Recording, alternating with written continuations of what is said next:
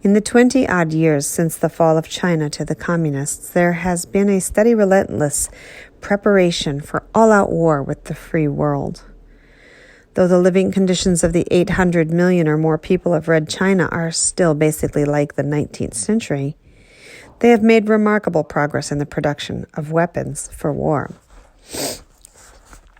Concerning Red China's potential and purpose, Viktor Petrov said in 1967, "China does possess all the prerequisites for being or becoming a world power. Communist China's economic growth is evident and has been on the rise. With or without Soviet help, she will be progressing toward her avowed goal of reaching the industrial level of the other major powers of the world. A giant, for decades half asleep, sheepishly watching the rest of the world go by on the path of technological progress. This giant has apparently been awakened." Red China is definitely on the road to becoming a world power, but her design for the use of this stature is not peace. Within 1 year after the takeover of China, her communist leaders started the war with Korea. They have since fomented the war in Vietnam and have traveled to several countries in Africa and the Middle East,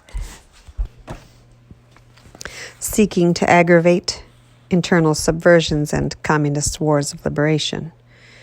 The vaunted Sino-Soviet split is over an interpretation of communist doctrine. The Chinese insist that the world can be captured only by force of arms and violence. The Russians now believe that the free world can be captured by the relatively limited violence of internal subversion, while masquerading under the guise of peaceful coexistence. It should be marked well, however, that neither have disembarked from their goal of total world conquest for communism. This is an integral part of the communist doctrine.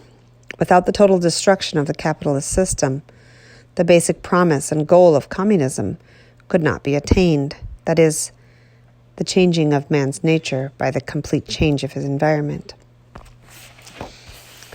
According to the communists, as long as capitalism exists in the world, it continues to infect man's environment and prevents him from being a creature that loves to work, shares equally his wealth, and loves his fellow man. The great charge of the Red Chinese against the Russians is the most despicable word in the communists' vocabulary: revisionist. They believe that the Russians have revised the most fundamental principle of Marxist-Leninism. Lenin succinctly stated this principle: Marxists have never forgotten that violence will be an inevitable accompaniment to the collapse of capitalism. Mao Zedong summarized his interpretation of this principle when he said, "Political power comes out of the barrel of a gun. The gun must never slip from the grasp of the Communist Party." The basic difference can be described as external invasion and takeover versus internal subversion and takeover.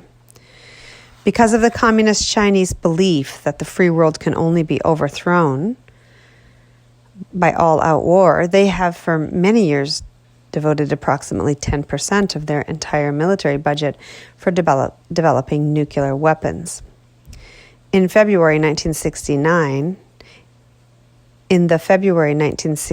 issue of the Bulletin of Atomic Scientists, which was on the theme of China's nuclear options, special note was made of the fantastic technological feat achieved by China's development of the H-bomb.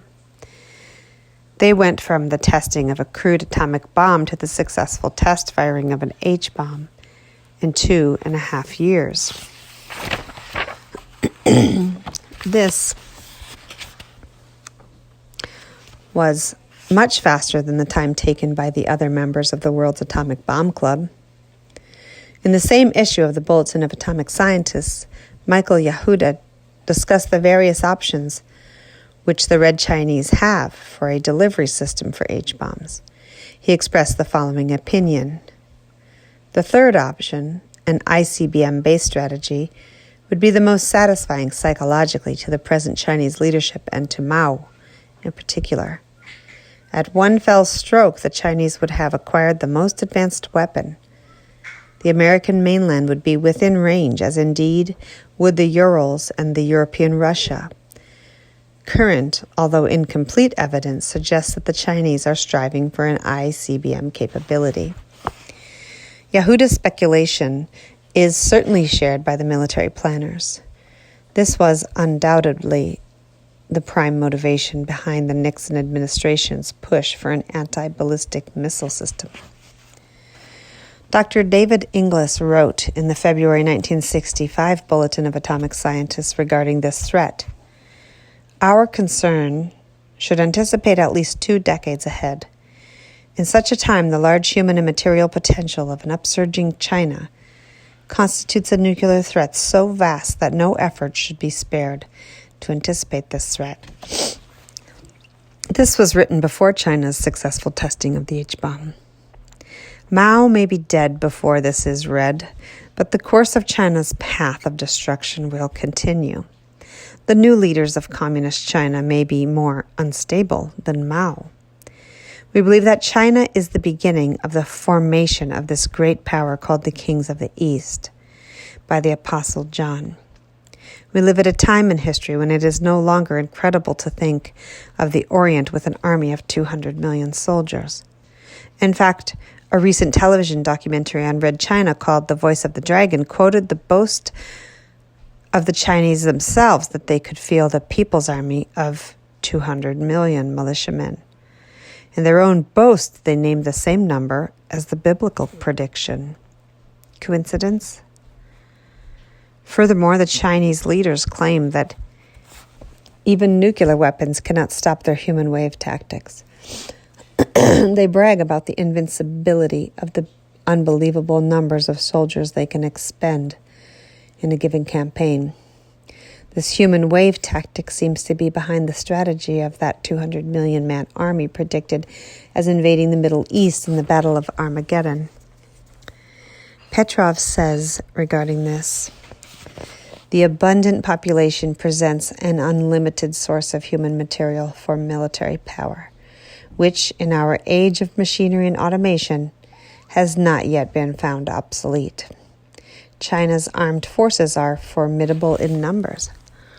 That day apparently is approaching when China will definitely become a member of that small but exclusive group commonly known as the Great World Powers. The sobering fact that Red China will have ICBMs capable of delivering H-bombs by 1980 at the latest presents another grisly potential for fulfilling prophecy regarding this Oriental power. Within a decade, China alone will have the capacity to destroy 1/3 of the world's population, just as John predicted. Summing up, we believe that another sphere of political power is forming its predicted